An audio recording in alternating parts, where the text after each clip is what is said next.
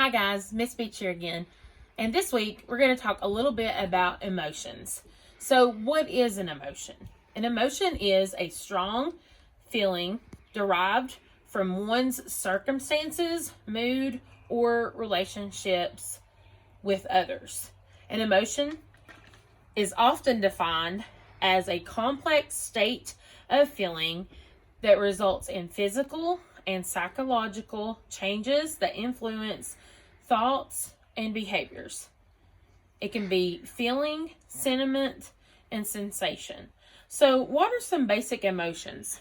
Some basic emotions are happy, sad, angry, and scared, which you guys probably already know that. And I often think of the Disney movie Inside Out when I think of emotions. So, how have you guys been feeling lately? With everything that's been going on in the world and all the changes, we can feel all kinds of emotions. Emotions are normal. They are part of being a human. Emotions can be extreme.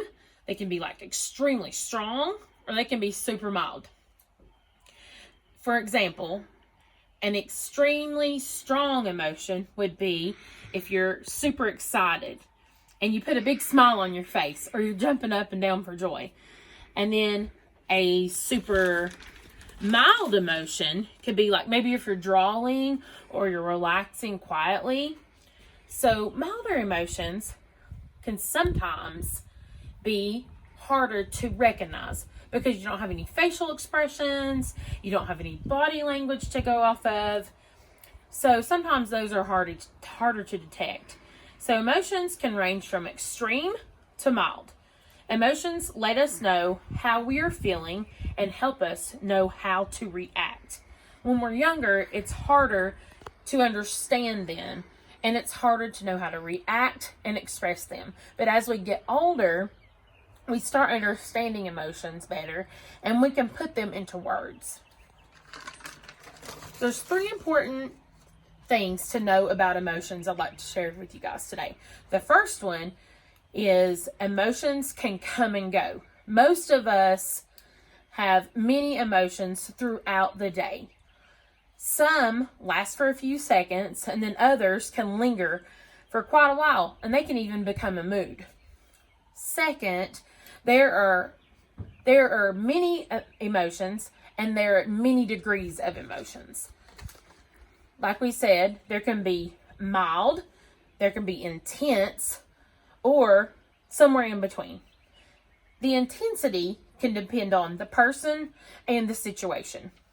And number 3, there are no good or bad emotions, but there are good and bad ways to express our emotions. Learning how to express our emotions in an acceptable way is called managing our emotions. Some things to remember about emotions are we all have emotions. It's part of who we are. But practice makes better, just like anything in life. Make it a point to notice all the emotions that you're feeling and having and how they are making you feel. Remind yourself there are no good or bad emotions. But how we express the emotions, that's what's really important. It's okay to feel any emotion. Anger, sadness, fear, confusion, frustration, joy, excitement, happiness, amusement, adoration. It's how we deal with them that makes us the people that we are. I often like to say we have to grow through what we go through. Now, I've got a few things that I would like to share with you guys that are some ways that you can express these feelings and emotions. There's some art things. I don't know if you noticed, but I've got some dream catchers hanging behind me. And one of the art projects is to do with a dream catcher. And I've got a few different types of dream catchers here. This one here, this one we made out of, it's just cardboard, yarn, and feathers, and some beads. You can use any type of cardboard. You can take paper plates really easily and trace the circles and cut them out. And then use a hole puncher and punch the holes in there, and then put the yarn in that. And then you can use feathers or beads. You don't have to, but that's just some example of them. This one's really easy. And the project that we're going to talk about, you could do this one and it'd be easy to do this project with. This one has a metal hoop and some twine, some waxed twine, some beads, yarn. There's just a little a metal decorative thing there, a hanger. You could use leather, yarn, feather, beads again. But what we're going to do today, I have another little one hanging behind me too. So if you just had one, you can just use it as an example even. Or like I like to do, I just laid it over top of my piece of paper here. And what we're going to do is we've got all of our emotions and feelings that we don't really like a whole lot. We've put those in here so that the dream catcher has caught those. And then we have all the good things on the outside. I have a few examples in here.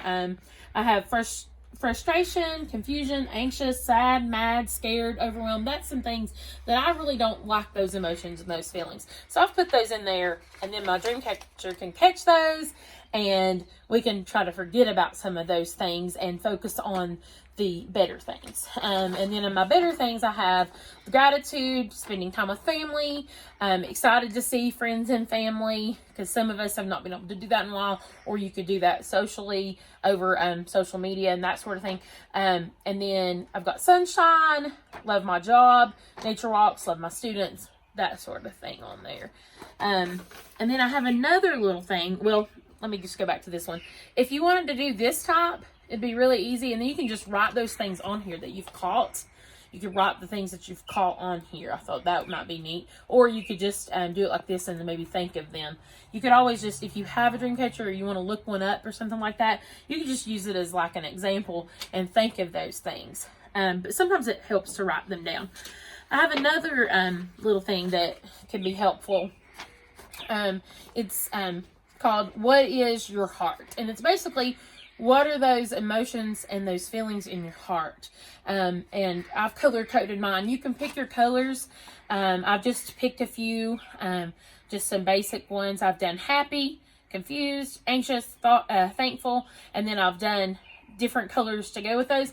And then I can go back and I can color in my heart these colors to represent those things that my heart is feeling.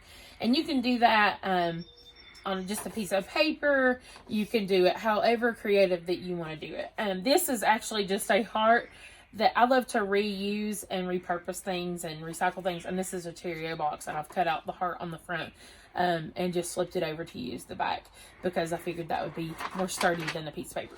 So that's just an example. I have some more things I can share with you guys on emotions if you would like it, but we're just talking about that a little bit this week. If you all have anything you'd like to share, feel free to do so. You can reach out to us. We hope that everybody is doing well and staying safe, and we hope that you guys will enjoy this about emotions, and we hope to talk to you guys soon. Thank you so much.